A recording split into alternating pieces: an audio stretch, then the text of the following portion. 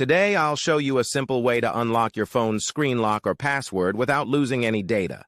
The best part? It's free and easy, even if you're not a tech expert. Just follow these steps, and you'll be able to unlock any phone hassle-free. Let's get started. You can unlock your phone's screen lock or password using a special code. You will need to press on emergency call, and then you must enter a code.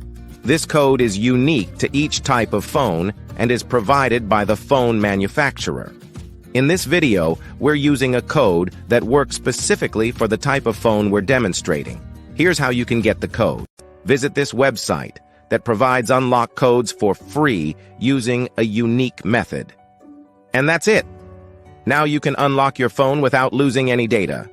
See you in the next video. Bye.